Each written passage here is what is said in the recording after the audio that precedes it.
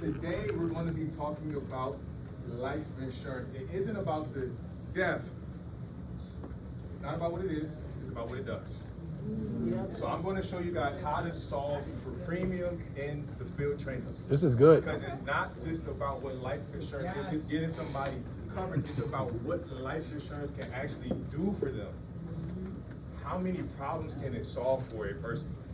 And how many problems can you identify? How many solutions can you provide? So can we get the next slide? So the first thing, the most important thing is doing a proper dime.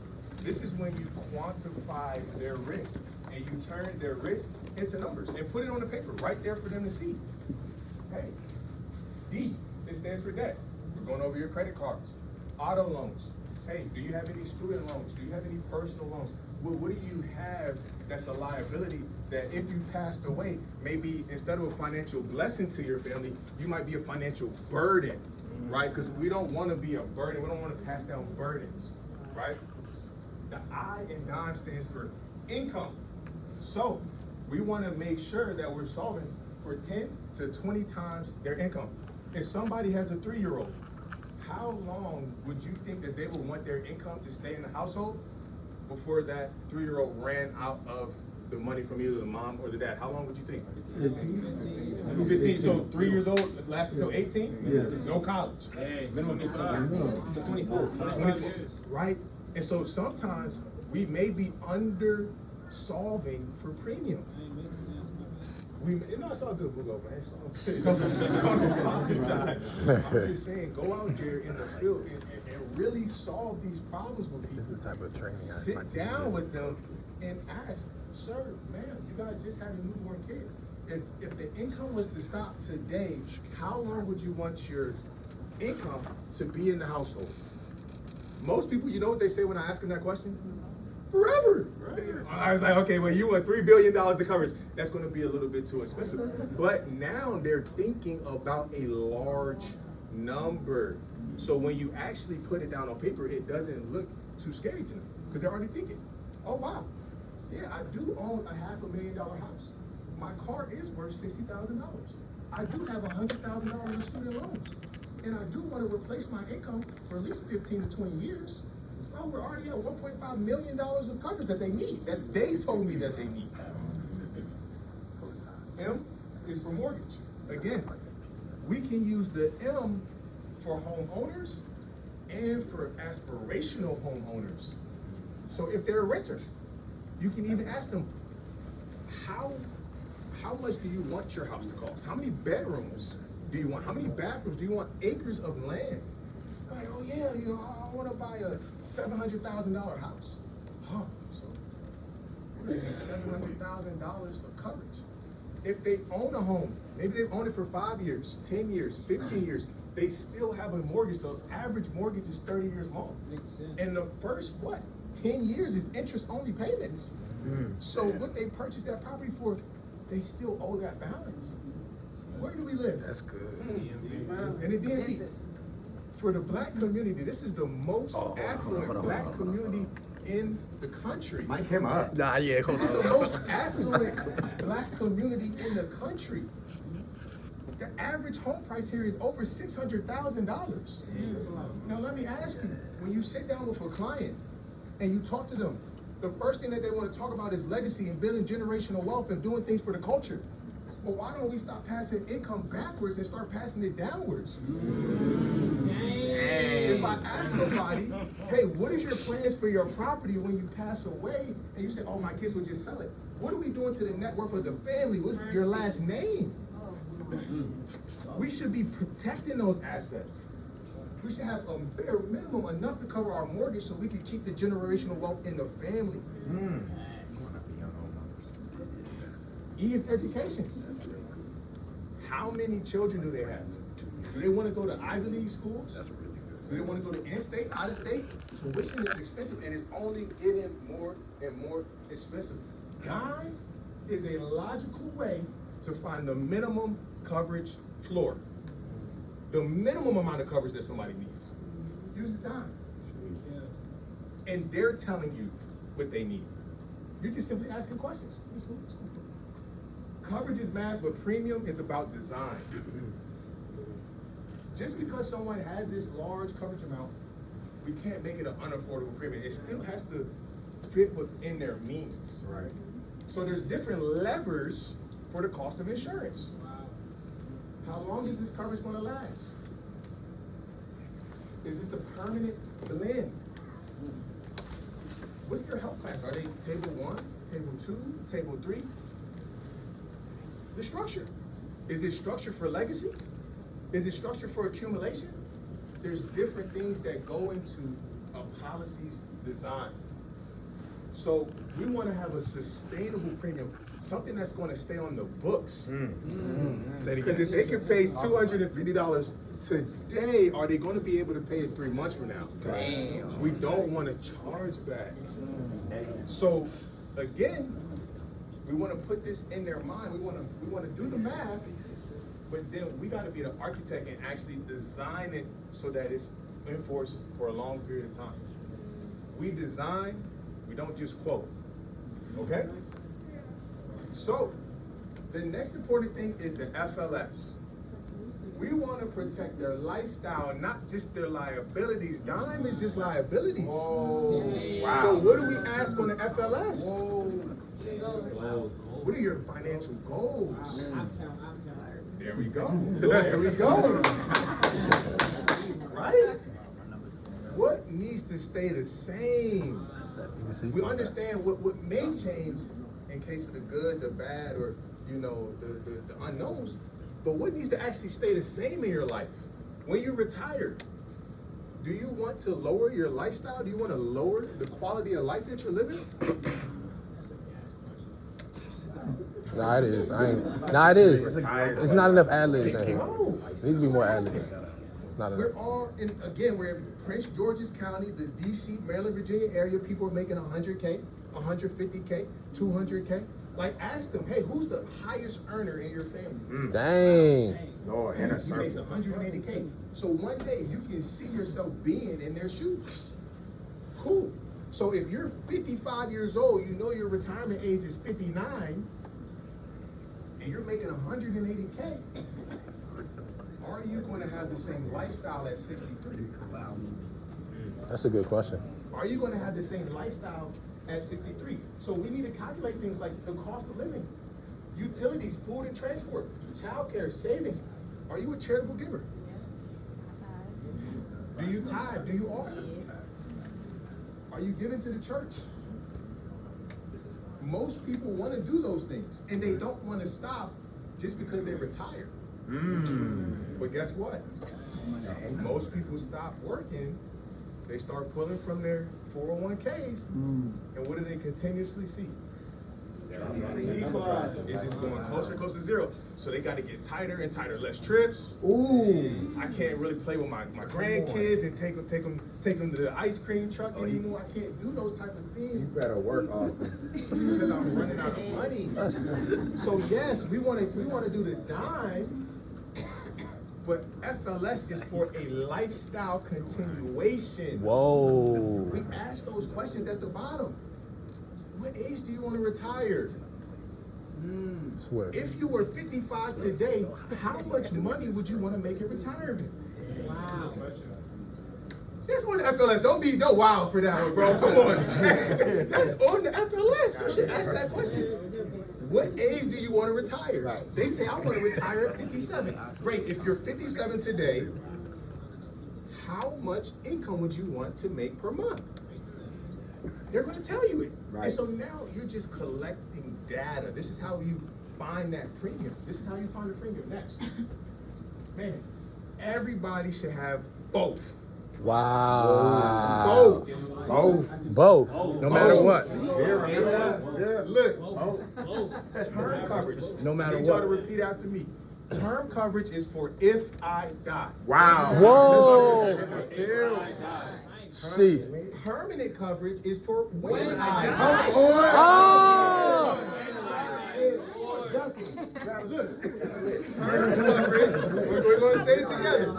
Term coverage is for if I die. Okay. Permanent coverage is for what? When I die.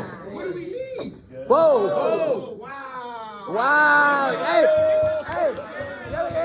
Give it up for Austin.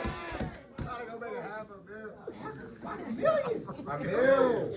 Term coverage covers your dime. It covers your dime. Get enough term coverage to cover the dime analysis. Why?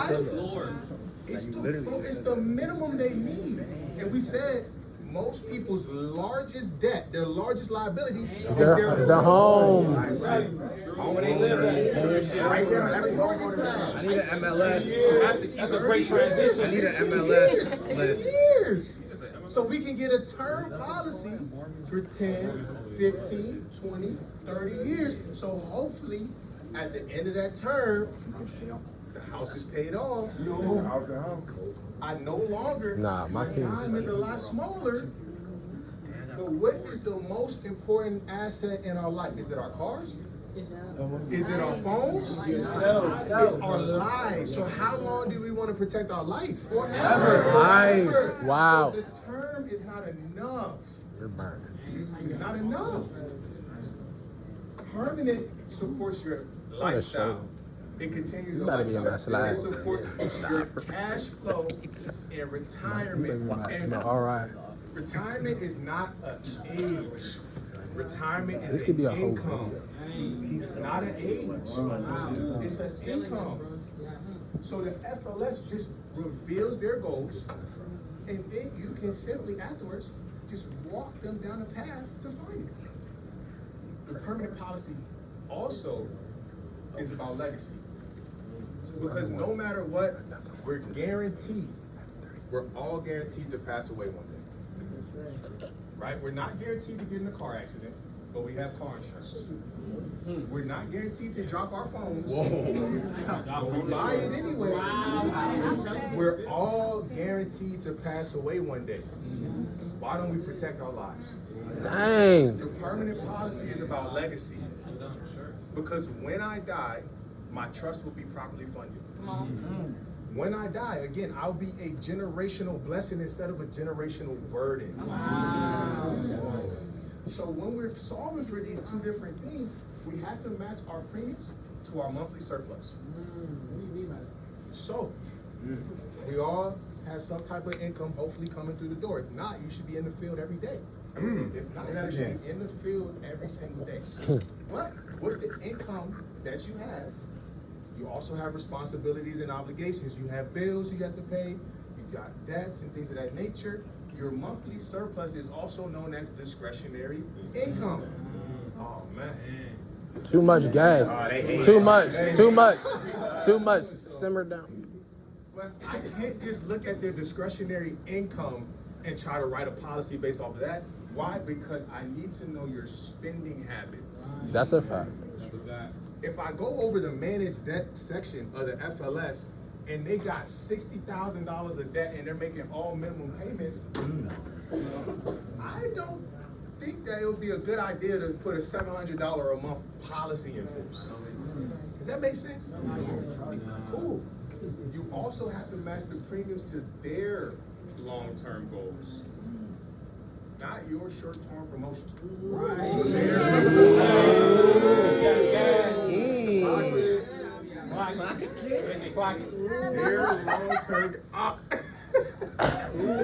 Their long-term goals.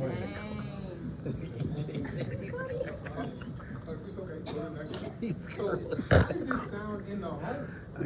First, we have to clarify the vision. So we know that whenever we sit down with a client, the future perceived visions create present pursuit values. Dang. Who you? Stop it. Future Chill out. perceived visions It went over there. create present pursuit values. Wow. Whatever I see myself doing in the future, hey, shout out. He looked up because he said that in pregame before. Anthony. But yeah, future perceived visions create present pursuit values. Where I see myself in the future, the lifestyle that I see myself living in the future creates what I currently value today. The things that I'll spend my money on or I will invest in today is based off where I want to go in the future. So when we paint the picture on the FLS of their goals, we ask them questions like, how much money do you want to make if you were 55 today? That is uncovering their vision of themselves in the future. And now we put together a plan to accomplish this today. Then we have to quantify the need. We do our dime plus the FLS. That shows us, it uncovers how much premium that they actually have available to put into a policy. And it also shows you how much coverage that they actually need. So now we can solve. Then we have to prescribe the solution. We have to be the doctors. We can't be waiters. What happens when you go to the doctor's office? What happens? They call you up. They call you up. They tell you what's up. But if you ever went to a restaurant, what does a waiter do? But there's too many life insurance agents that get into somebody's home and they sit down and the person says, I have $300 a month and I want $1 million of coverage. And he said, okay, ma'am, thank you. I'll cook that up for you. Whoa. You're a waiter. Be a doctor. We need more doctors. Jeez, I'm a doctor. Be a doctor. Be a doctor. I'm a doctor. The Change my doctor name. tells you what you need. Put the prescription down, do an analysis, ask questions. Does that make sense? Yes, sir. What are we going to be? Doctors. If we're going to be doctors, what are we not going to be? Lord, prescribe life insurance. I prescribe you with 2 term policies and 3 IULs for you and your 2 kids. Dang. You're gonna be a doctor, trust. You are a doctor. So we're not just hoping people to buy insurance. You're deciding the family's future value. Do you think that when Rockefeller got together with his lawyers and his CPAs and said, hey, I got this idea. It's this thing, man. I know there's this life insurance. How do I create generational wealth that's going to perpetuate for infinity? He said, okay, well, look. If everybody in your family has a life insurance policy, they will be born instant millionaires. Oh my God. Because every time someone in the family passes away, the life insurance policy will fund the trust, and the trust will never die. Makes sense. If we don't give people more coverage, we're just lowering their future value. Just getting a term policy is not enough. Less than 1% of term policies actually pay out. All week. So they need permanent. But if I only give you a max funded IUL, I'm giving you pennies. Pennies. That's not that. I'm lowering your family's net worth. I'm doing you a disservice. Oh my gosh. Don't be a scammer. Lord, he Hey, yeah, volunteers. We got Raise your time. hand. We got time. Come on. Come on, go. I'm stopping it at 7 people. Oh, no, y'all tripping. people. He said go up. Good. We're done. Hey, share these slides with me. I need these. I'll be seeing you on the guest count, bro. Good work. It's be working. That's all we know. PDR, right? Keziah, come on here. Marty's gonna fold. So Keziah is the client, and He you just are action straight. the life insurance agent. All right, so we're going to practice explaining the dime. All right, so Dad, hey, what must be eliminated immediately? So you asked this question. So when we go through the FLS, we say, hey, Ms. Keziah, thank you so much for sitting down with us today. In order to find out your insurable need, we know that most people's largest liabilities either come from some form of debt. So we need to look at that in order to figure out, what you need in terms of your coverage. So what must be eliminated immediately today? Do you have any home loans, any type of credit card loans, any auto loans, student loans, anything like that? So what? Hold on. Gotcha. You got it? Go on, cook. So, Ms. Keziah, before we continue, Speak up. my fault. So, Ms. Keziah, before we continue your FLS, we gotta figure out what needs to get eliminated today. Gets eliminated today, such as your debt. So if you don't mind me asking, do you have any student loans, credit card debt, insurance that you gotta pay off today? Yeah, I got like 20K. That's a Okay, student loans. Do you currently own a car? I do. Do you have to make any daily car payments or monthly? As monthly payments, yes. Okay, how much is that? 560. 560. Oh wait, hold on, we're not getting on to the car payments yet, just the balance of the mortgage, or the balance of the loan. Yep, just the balance of the loan, but it's okay, keep going. Keep going. 22,000. Let's go. Relax. Relax. Go ahead, go ahead. Where do I live? Oh, where do you live? How much your mortgage? Oh, wait, we're still on that, so Oh, okay. we gotta go through all that. We're leaving money on the table. Don't leave the money on the Leaving table. money on the table. So what did you ask? What did you ask here? Student loans. What else is it? Credit card. Oh. I got 60,000. That's a $1 million policy. Yo, watch.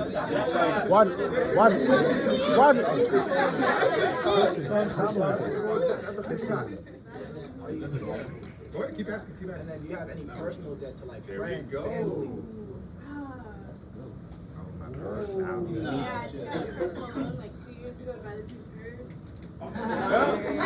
Heard that shit The now. loan was like 10,000. Shanae.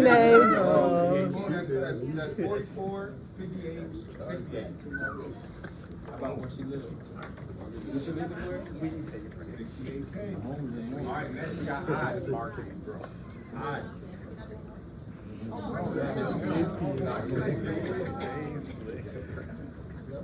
You want to freestyle it? Freestyle it. Alright, so this is Ryan. Do you happen to have any kids currently? Oh, okay. But let me ask you another question. If you were to retire right now, how much money do you want per month to survive the rest of your Wait, life? what? Per month?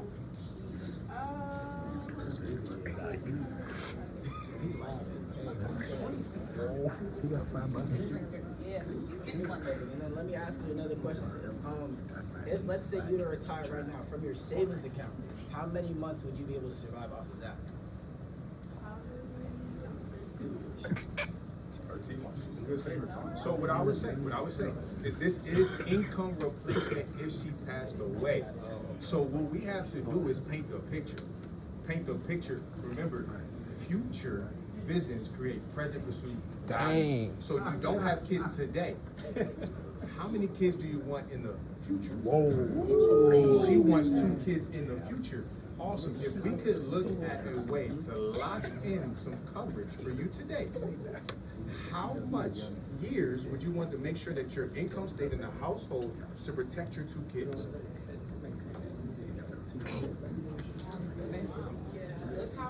How many years would you want to replace your income if something was to happen to you?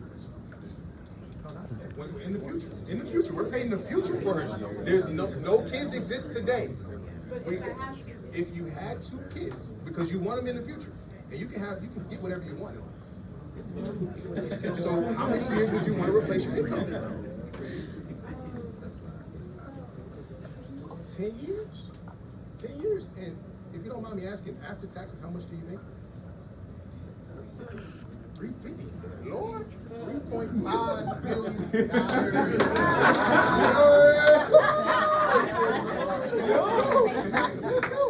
We got M. So if you don't mind me asking, where do you currently live? Where do you live? Hey, you're good at reporting. Where do you live? Alexandria on the water. It makes sense. She make 350. Awesome, man. Those houses are nice, man. Yeah, those houses are nice. Yeah. How much do you pay for mortgage? We don't care about the payment right now. Oh, We care about the now. How much is the mortgage? how much is the mortgage? 1.3. Hold on, don't stop there. Do you have any rental properties? any Whoa. businesses? Two rental properties in California. Are those assets that need to be protected? Does she want that cash flow to leave her household if she was to pass away? How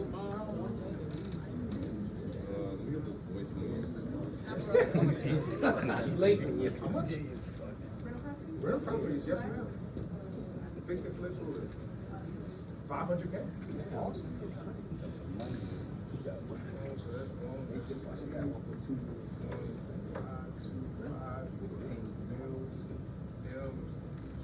Patrick and David.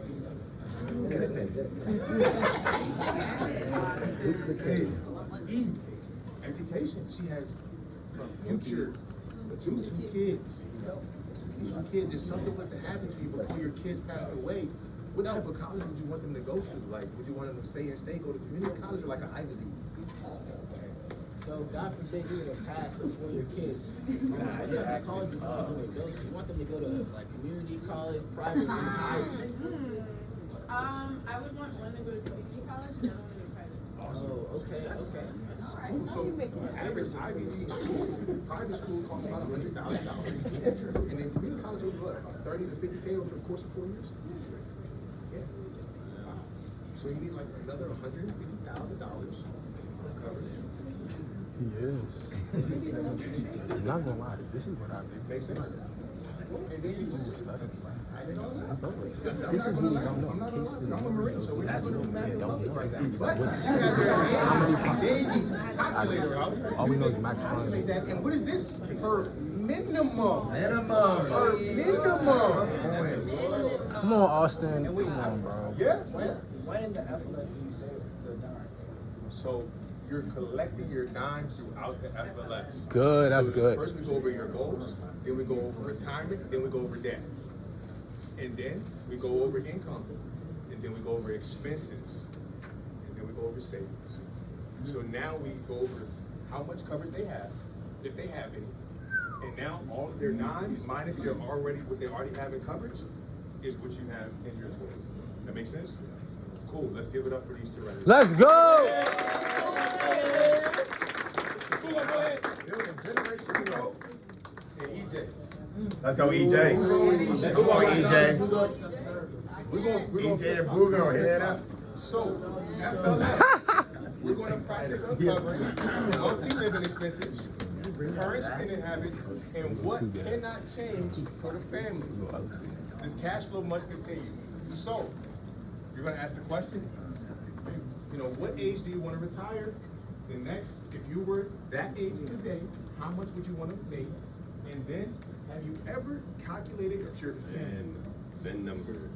Lord Okafor. Financial independence. EJ, you know that, bro. PHPU. You know that. You know that, EJ. So you can read. You don't have to like memorize it off the dome. You Damn, can I read haven't that. talked about Finley. 29 years, that's the number. Yeah, we'll calculate it together as a I said that. So Mr. EJ, what age do you want to retire? Roughly about 40. Young guy. W2. Very young. Got you. And Mr. EJ, if you were 40 today, how much money would you want coming in per month in income About to take care of all your expenses? Live the lifestyle that you want. around that time, I want to make about 200K. A month? That's the business. Tell me the dream. They be busy. I'm watching somebody do it right now. Got you. Okay. Okay, Mr. EJ, I like you're a very ambitious person. What do you do for work? This is outside. What do I do for work outside of this? Yeah, no. Have you calculated your financial independence number? Dang, I never heard that before. Gotcha. So, pause. His financial independence number. He just stated his desired monthly income. This is his burn rate. This is how much income he has to go through a month in retirement. He told us that he wanted to make. He did. So how do we calculate that? So this is his monthly income. We need to get to annual. So to multiply that by 200K times 12, The last thing is multiplying it by 25. Why do we multiply it by 25? Anybody ever heard of the 4% rule? Right. Anybody Same ever heard of the withdrawal rate. 4% rule? So the 4% rule says that, hey, if I have $1 million, I can take 4% annually to never run out of money. So that's $40,000 a year in income. Why is it 4%? The average rate of return for the market is about 6%. Like, a financial advisor is not going to say, oh, we're going to get you 12% returns in retirement. No, why? Because they can't be in risky, aggressive vehicles. They got to be in something conservative. And conservative risk means conservative growth, conservative returns. And it's based off the Fed. Is the bank ever going to give us more than 5, 6, 7, 8%? No. Probably not. So we have to make sure, in order to say, hey, my money's gonna last for the rest of my life, 4% is about the max. Some people even do 3%. So when we calculate the financial independence number, because 4% is equal to 0.25, that's a quarter, we multiply by 25. Does that make sense? Yes. That's 60 mil.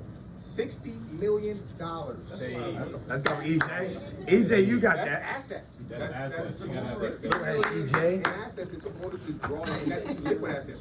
So now, I mean, ooh, this is an easy close, man. What's the next question that you asked? It's not on Wait, here. so I'm confused. What is this? This is how much, what is financial independence? If he has 60 million, he'll be good for the rest of his life? If he has 60 million, he'll be able to make $200,000 a year, and he'll never run out of money. A month. My bad. A month. $60 million in assets, it would take you 4% from those assets to make that $200,000 a month. Yeah. Because if you that'll be 2.4 million a year. I mean, So just call this. Like this right here. He said, what are you currently making? yeah, bro. Yeah, what do you currently make? That's why I want you to do. Job wise, yeah, I need an opportunity. The opportunity. But hold on.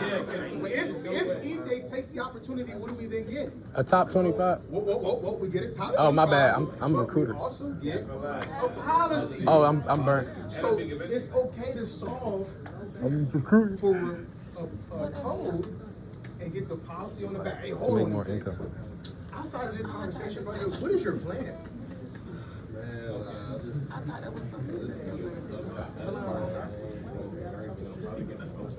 Got you. Promotion at your job. What's the highest income earner at your workplace? 160, I think. 160. Got you. And then what's the highest income earner in your family?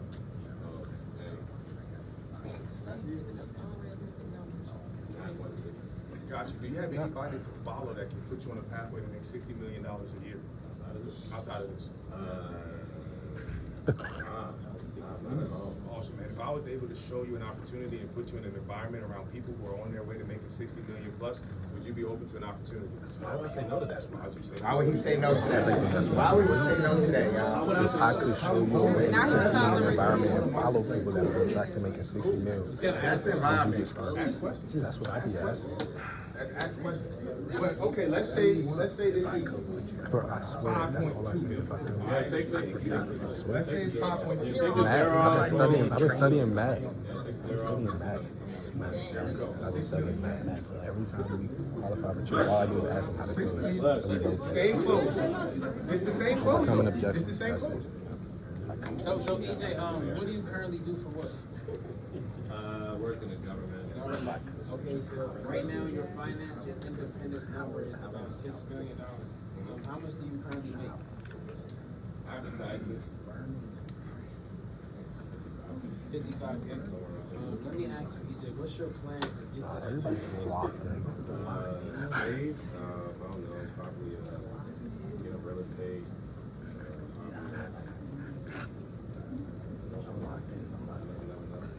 Okay.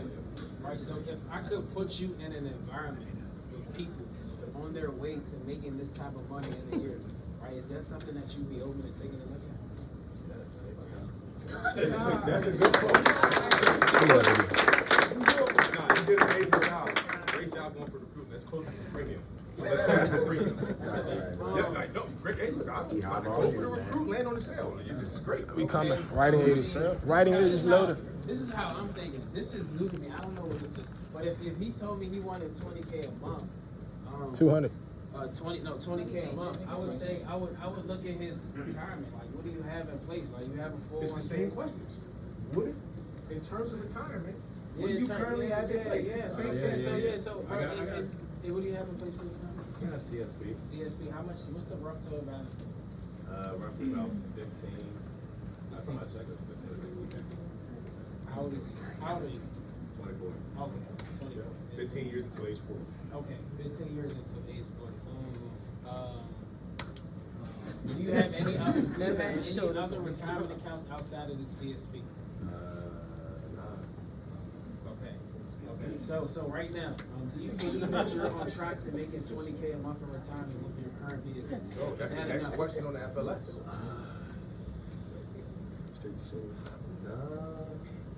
Not yet, no. Okay, got you. So if we could put a plan in place today, right, with some of your discretionary income, and show you a way to get to that desired So amount, go back to this 20K a month. Yep. So Is that something that you could see? I mean, you're good. Is that something that you'll be open to? interested in doing? Yeah, that was Get him warmed up. For real. With his income, can we ever help him to make $6 million in the pot? No. No. But what's going to eat away at his TSP? Taxes, inflation, volatility. So that's why it's 4%. Do we have income? I got you. Do we have income guaranteed products that most likely don't need $6 million to generate $20,000 a month income? Yes. And so that's a little bit more realistic. I gotta go. I appreciate you guys. Great training!